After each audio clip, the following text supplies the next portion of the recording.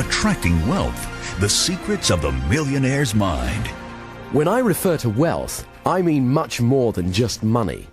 I've met, and indeed I know, some of the richest people in the world, but some of them have very little of what I'd call real wealth.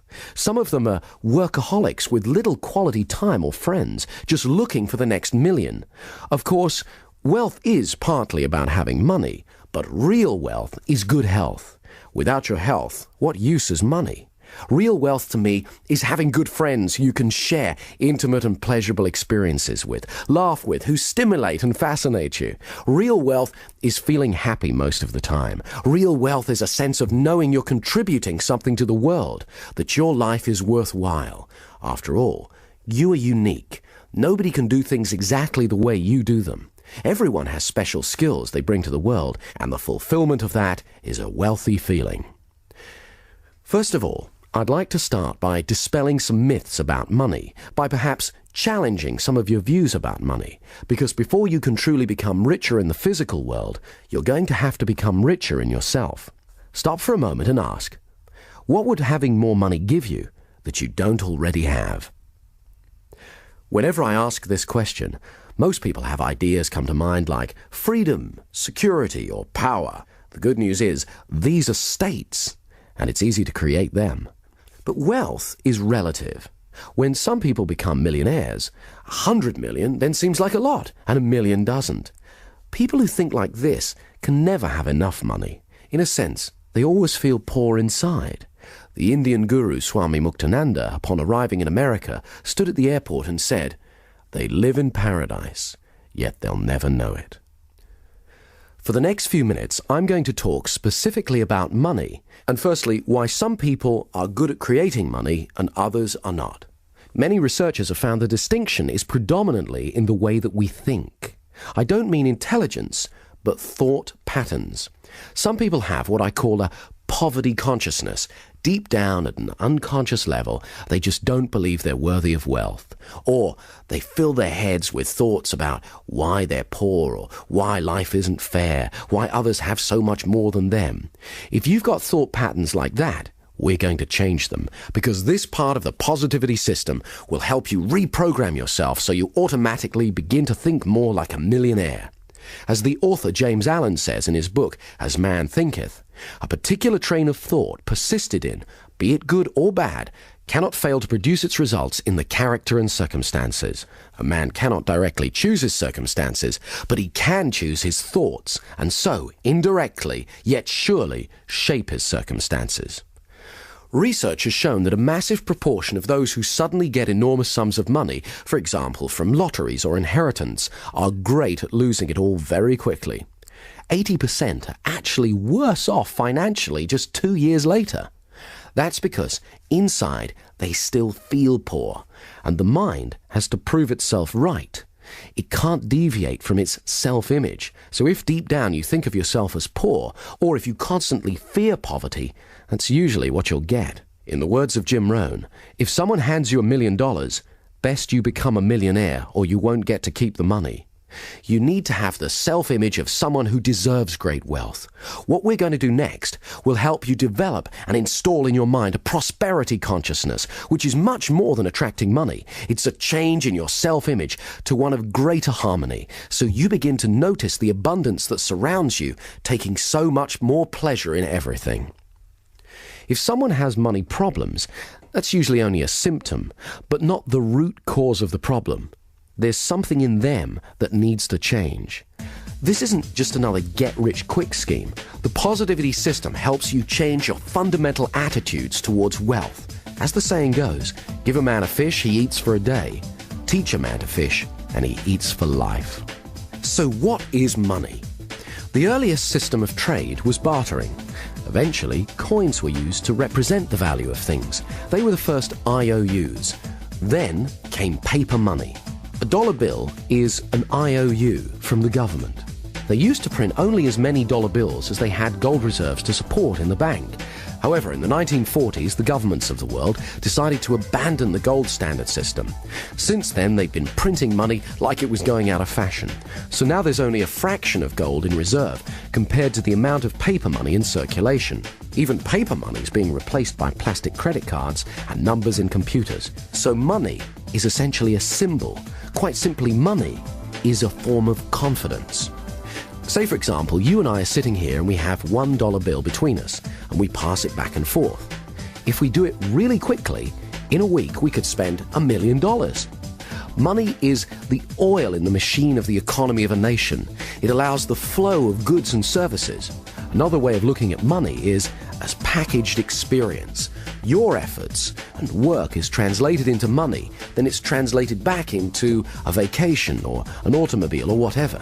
However, some people view money as a commodity, wishing to acquire money for money's sake. These people often fear not having enough money, so they hoard as much as they can. This slows down the economy of a country, just as it's harder for an engine to work without enough oil.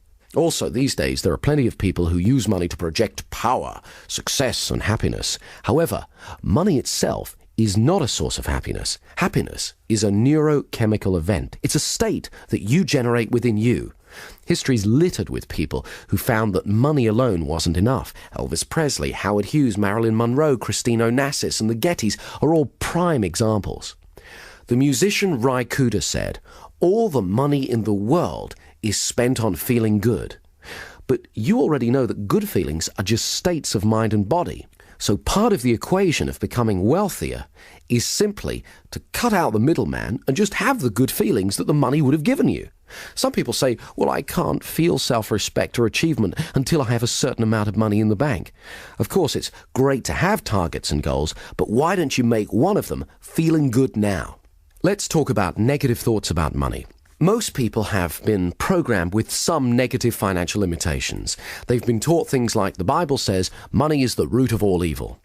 What the Bible actually says is the love of money is the root of all evil. That is the acquiring of money for its own sake. Or they've been told that there's only a finite amount of wealth and that the more you have, the less there is for others. Again, this is more garbage. It's actually common in our culture to hear terms such as filthy rich or fat cat, which are indicative of an unconscious mistrust of money. Our unconscious beliefs about money affect how much we're able to create. If, say, you believe money is bad in some way, you'll unconsciously sabotage your attempts to create more money in your life. For example, some artists believe that they cannot have commercial success because that compromises their artistic integrity. Other people believe that you can't be a good person unless you're always helping others, even if it's to your own detriment. But as Abraham Lincoln said, you can't help the poor by being one of them. Some people stay poor because it's safe, it's what they know, but it's not what they're truly capable of. Quite simply, the outside world is a manifestation of our inner world.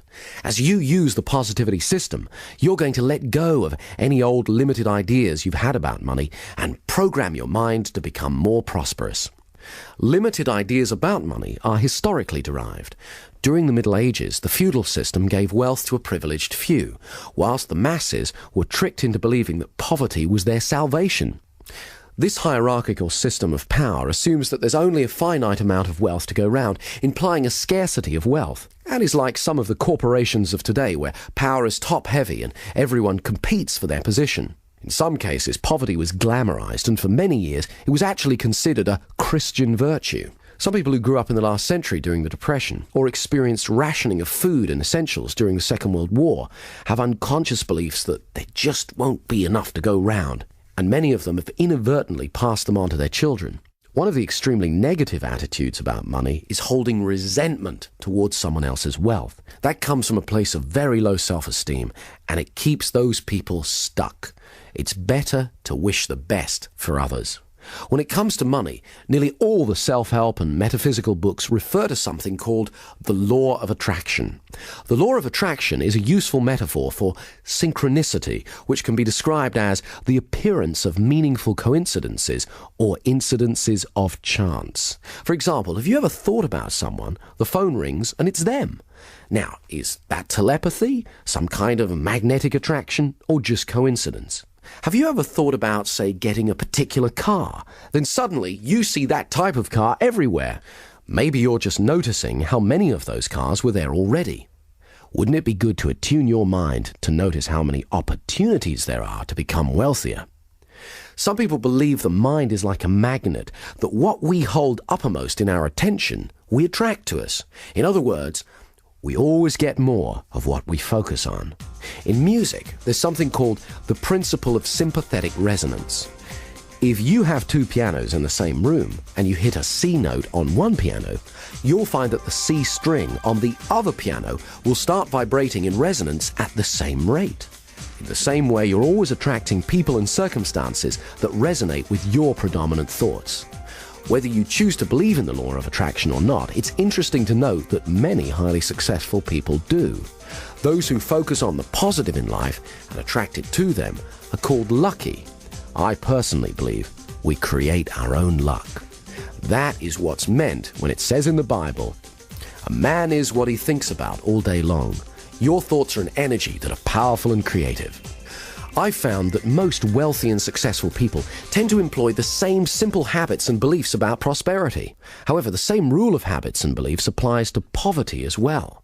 I believe that many people help to keep themselves poor through the beliefs and habits they have towards money.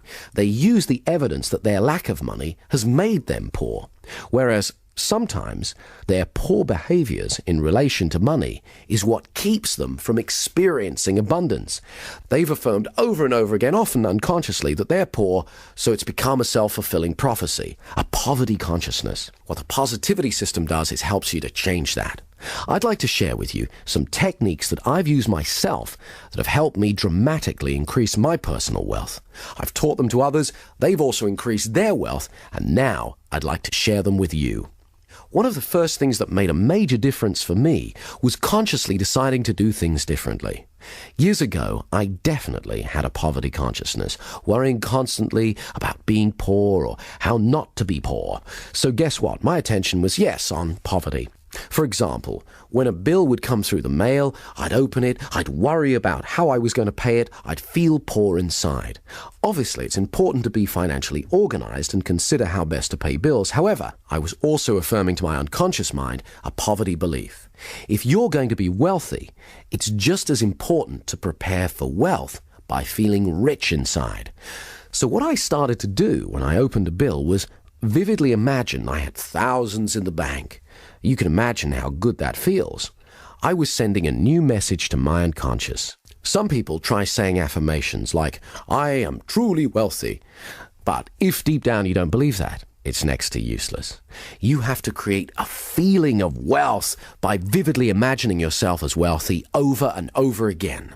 Next, I needed to change my self-image around money. I had a scruffy little checkbook, one that reflected my scruffy little finances at the time. So I changed banks and got a clean new one to help me start to feel different.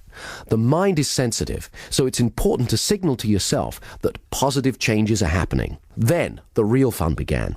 I needed to get a strong sense of what greater wealth would be like. So I got an old bank statement, cut it up, removing the bits that said overdrawn, and began to rearrange the figures and glued it back together, showing that I had thousands in credit. As soon as I'd finished, I burst out laughing. Actually holding it in my hands, it began to feel more real. Within a few months, the imaginary amount had become a reality. Having that tangible piece of paper, the bank statement, had really helped. So I went about making a scrapbook, collecting pictures of things I wanted, places I wanted to visit, people I wanted to meet. Remember, the mind needs a sensory-rich experience of what you want it to make real for you. It's important to have big dreams so you can grow into them. For example, a few years ago, I went into a Mercedes showroom, sat in a car to get comfortable, smelled the leather, went for a test drive, imagined vividly it was my own, took away a brochure and added it to my scrapbook. Imagined driving it every day. Pretty soon, I started to see Mercedes everywhere. My mind was now focused on getting me one. And chance favors the prepared mind. So it wasn't long before a bargain came along, and I bought my first Mercedes. As George Bernard Shaw said, "Some men see things and ask why. I dream things that never were and ask, why not?" A friend of mine got really into this type of creative visualization. He'd been practicing on visualizing parking spaces. Amazingly, it seemed to work. So he decided to go for bigger things. He'd never traveled abroad, and he really wanted to, but he didn't have the finances. So he collected together a bunch of travel brochures, cut out the pictures of all the places he wanted to go, and stuck them in his scrapbook. This is the funny part. He packed his suitcase every Sunday for a month and went to the airport. He even stood in line. He'd then come home and watch a video of a program about travelling on Concorde and look through his scrapbook at all the places he wanted to go. He really gave himself, his unconscious mind, that experience of travelling to and enjoying exotic locations. He focused on it for a month non-stop because he believed you always get more of what you focus on. Suddenly, he was called into his boss's office and asked if he would become their international correspondent. His boss explained it would mean travelling all over the world. He could hardly believe it. Most amazingly of all, when he arrived in a small village in Switzerland, he began to get a feeling of déjà vu. It was only when he got back to England and checked in his scrapbook that he found it was the exact same village that he'd been visualizing. Extraordinary as it may seem, I've witnessed many such occurrences similar to this since. I personally have become more skeptical about coincidences and am willing to consider that in some cases it's as though the mind may actually have the ability to attract events, things, or people to us. When I made a TV series about paranormal phenomena, we featured one experiment conducted by a French scientist. He created a robot that moved in a random pattern around the room. Then, he hatched a group of chicks. When a chick's born, the first thing it sees it believes to be its mother. This process is called imprinting. The chicks imprinted on the robot as their mother. Then, he put the chicks in a cage in one corner of the room and switched the robot on. Amazingly, it stopped moving randomly around the room and moved over to the area where the chicks were. There it stayed, moving back and forth. Strong evidence for the existence of what's known as psychokinesis, or in other words, mind over matter. It appeared that the chicks were somehow willing the robot that they believed to be their mother to stay with them. At Princeton University, hundreds of thousands of experiments have been conducted testing human ability to influence machines and physical matter. When I made my TV program about paranormal phenomena, I interviewed Dr. Michael Ibbison from Princeton University, who'd been conducting a number of experiments which strongly point to the existence of psychokinesis. Some people are better at it than others, but it's like anything. The more you practice it, the better at it you get. I began to wonder, could it really be possible to literally attract money? What is interesting is that many rich people believe that's how they do it. But how do you do it? It's very simple, but it does take regular practice. You're going to need to rehearse being wealthy, like a method actor would play a part, and do it over and over again. Totally get into that part. Okay, the first thing you need to do is get a scrapbook and start collecting pictures of things that you want, people you'd like to meet, places you'd like to go, things that you really want, anything that you want to bring into your life. Incidentally, it can just be a symbol you desire. Then, go about creating sensory-rich experiences of your goals. If it's a particular car, go about getting a test ride. Then it'll be easier to vividly imagine driving one over and over again. If it's a beautiful house, imagine walking around it until you know every inch of it. The feeling of the carpet, the smell, the texture of the furniture, and so on. Also, be open to feedback from your unconscious mind. When I first imagined owning a Bentley, I was visualizing driving it down the road. But other cars kept bashing into me. No matter how hard I kept trying to get out of the way. I took this to be a warning that, although I could get a Bentley, the cost at the time might be some jealousy. In other words, there was a cost greater than money than I'd foreseen. The next step is, every day, look at your scrapbook. Imagine what it would be like living your desire. See what you'll see, hear what you'll hear, and feel how good it'll feel. Do it as often as you can every day. You may not get instant results. You can imagine how chaotic the world would be if every whim or fancy we ever had suddenly materialized, but you will begin to set the process in action. Okay, I'd like you to stop for a moment and imagine how your life would be different if you are much wealthier. How will you walk? How will you talk? How will you feel? How will others treat you? How will you feel about paying bills? What kind of luxuries will you have? What will you buy?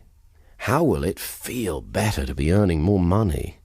Think about this every day until you become very comfortable and used to it. Right, next, here are the 20 best ideas that I can give you on how to start increasing your wealth today. Any one of these will make a difference. As you start using more and more of them, you'll move even faster towards a wealthier life, towards the millionaire's mind. Number 1, save first, then spend what you can truly afford. Now, I know this sounds obvious, but poor people do the opposite. They spend what they earn. Often, they spend more than that and wind up affirming their poverty. You have to have a plan and stick to it. Come up with a plan to clear any outstanding debts and take steps towards reducing your debt month by month. As soon as possible, stop keeping your head above water and start laying the foundations of wealth. Some people find it helpful to write down everything they spend money on. Somehow, having it right there in front of them makes it much clearer. 2, study wealthy people. Find out what it is that they're doing and you aren't. Understand how they think and behave towards money and wealth. Do the technique we did where you choose a role model. Ask yourself, what did they do that I don't do yet? Read books and listen to audio programs on wealth. There's plenty of superb sources of wisdom on the bookshelves. 3, ask for help. I find that as long as you're polite and respectful, most people are willing to help. There are other reasons why asking is a good practice. It makes other people aware of who you are and lets them know you take yourself seriously. It's a sign of self-worth. It also gives others the pleasure of helping you. Not everyone will offer to help because they don't want to impose. So ask and give them the opportunity and the pleasure of helping. It's good for their self-worth as well. As Charles Givens, the author of Wealth Without Risk, says, if you want to learn about money, learn from somebody who has a lot of it. Many of the most successful people I know have said that they wish more people would have the courage to ask them for advice. 4, do regular visualizations. Create a sensory-rich experience of what it is that you want so your unconscious mind can get a clear idea.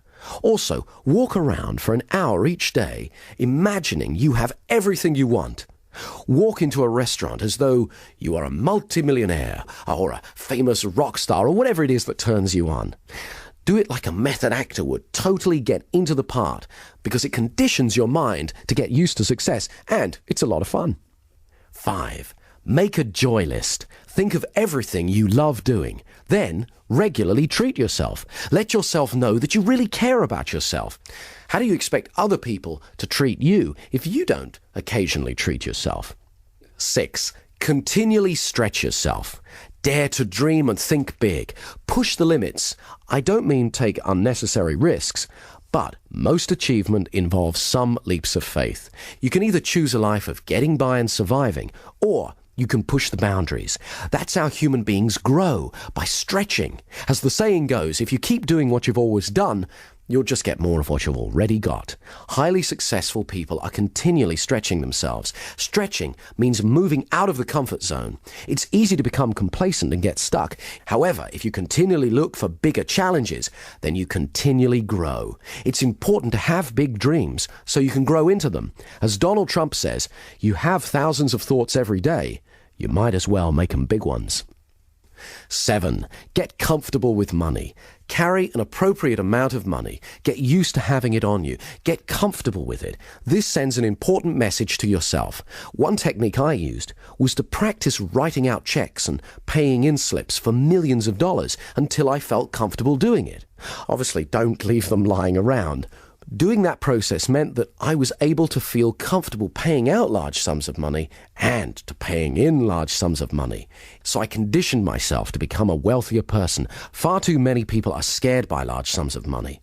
When you get more money, your financial pressures don't get smaller. They get bigger. But that's the fun of it, because you become a more capable person. You have to be prepared to accept the responsibility. Be ready to play the bigger game. The bigger the challenges, the bigger the rewards. Like mastering any new skill, you do it one step at a time. Rehearse success over and over again, and then have it happen in the real world. Imagine what it's going to be like to be wealthier, so when it happens, it's not overwhelming. It's a pleasure. Number 8, Always give more than you're paid for. That way, other people will have a feeling of value towards you. It was only as long ago as the 60s that Japanese products were generally considered cheap and tacky. The legendary corporate consultant Edwards Deming largely helped in changing that. He developed a strategy that was adopted by the Japanese that focused upon two simple but important ideas: quality control and constant improvement. Nowadays, Japan is a nation of industrial might. By changing their beliefs about what was important, they became wealthy and powerful. It's easy. Just ask yourself, how can I do it better next time? Constantly look for ways to improve. Number 9, an attitude of gratitude. Now, I know it sounds like a cliche, but it really works. An attitude of gratitude is the exact opposite of a poverty consciousness. When you start to regularly think of all the good things you have, of how fortunate you are, that sends a strong message of abundance to your unconscious mind and creates a flow of prosperity. One of the single most important things you can do is make a practice every night before you go to sleep of thinking through all the good things in your life, your health, your friends, your opportunities, where you live in the world, and so on, and say thank you to God, to life, the universe, whatever it is that you feel most comfortable doing. A friend of mine has a great saying along these lines: today's gratitude buys you tomorrow's happiness. Of course, this also applies to people. Others love genuine gratitude, and it encourages them to help you again and again in the future. Number 10, stop seeing poverty as a problem and treat it as a challenge. Most wealthy people have to overcome it at some time in their lives. You don't have to make millions overnight. Just start making a bit more and more each day. Number 11, watch out for those old patterns of affirming poverty. For example, don't steal paper clips from the office. Anyone who's truly wealthy wouldn't need to. Feel good about paying bills. They're from people who believe that you can pay. They're more symbols or affirmations of wealth. Number 12, stop wasting time on unimportant things. Figure out what's most important to you and prioritize your life accordingly. I used to get caught with this one. Let's say your time's worth $100 an hour. Spending 2 hours calling round trying to get a lower price on something of $50 is bad money and time management. Number 13, write down good ideas as soon as they come to you. Very few people actually bother to do this. Keep a pen and paper handy or a pocket tape recorder. That way you won't be discarding your genius. Sometimes one idea could make you $1 million. For example, if you ever had an idea for a product or service, a few months later, you see it being marketed by someone else. What's the difference between you and them? They took action. They made a note of their idea and then they went out and did something about it. 14. Regularly practice the positivity techniques. For most people, opportunities to become wealthier present themselves every day without being leapt upon or even noticed. By practicing the techniques again and again, you're conditioning yourself to focus on wealth. Financial success is simply a matter of holding certain beliefs and religiously practicing certain actions consistently. Very few multimillionaires get to be rich by accident. They do it by certain ways of thinking and behaving in the world. Now it's your turn. 15. Make sure you pay yourself. Now, this may sound obvious, but you'd be surprised how many people pay everyone else and don't get around to paying themselves. They fear there won't be enough to go round, and by leaving themselves to last, there isn't. In fact, you could even go one step further and pay yourself first. Every month, write yourself a check. That way you'll unconsciously adjust your spending and make different choices so that there's some money left for you. 16. Know your weaknesses. Everybody knows what they're good at, but not everyone's good at admitting their limitations. A friend of mine's father suffered from this. He was a highly creative man, but not a skilled businessman. He made a lot of money from his creative work and lost nearly all of it through bad business deals. He loved the business he was in, but overstretched himself, thinking he could do everything. As my friend said on the matter a few years later, just because you like food doesn't mean you should be running a restaurant. There's some things I'm not good at, so I can either spend time and effort mastering them or hire someone else to do them. Number 17. Get in touch with your passion every day. I remember years ago when I first got interested in hypnosis, one of the old stage performers I was learning from was a salesman. He couldn't go for long without selling something to someone. We'd be out and he'd strike up a conversation with a person on another table. He'd find out their needs and offer to sell them what it was that they wanted. Often he didn't even have it. He'd then have to go and acquire it himself. He loved the thrill of persuading someone else. One day he knocked on my door and asked me to drive him home. I inquired where his Rolls-Royce was. He explained that earlier he'd been in the bank, he got carried away and sold it to someone. When I asked him what he thought his secret was, he said, excitement and passion are contagious. When you get truly passionate about what you want to do, others will find themselves drawn to you. If you want to know more about this kind of thinking, I recommend you read Do What You Love, The Money Will Follow by Marsha Sunita. 18. Take the fear out of making money. This is a concept running throughout Dr. Richard Carlson's book, Don't Worry, Make Money. He's got some very empowering ideas. For example, stock away a large pile of money, if you can, a year of living expenses. It may involve some self-discipline, but it'll give you a massive psychological safety net. He tells a story of two men who were both offered the same job with a startup computer company in the 70s. The offer was for very low pay, but with a large piece of stock.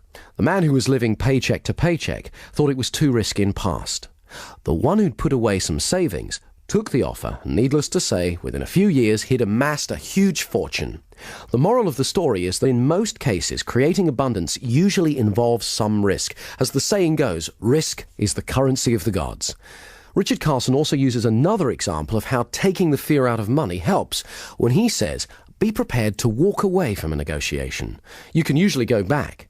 When you're not attached to an outcome, you're more powerful. Other people unconsciously pick this up from you.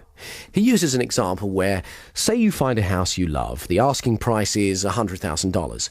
You know it's not worth any more than $90,000. If you're willing to walk away and not to worry about it, more often than not, the seller will come back to you, because most other people are worriers. He won't want to turn down a certain thing, your offer, for an uncertain thing. He'll probably make you a counter-offer, but when he senses you're not a worrier and happy to walk away, it'll be far lower than if he sensed you had fear. Number 19. Charge what you're truly worth. There's an old story about the king's steamship. When it broke down, every engineer in the land was summoned to try and fix it, but all of them failed.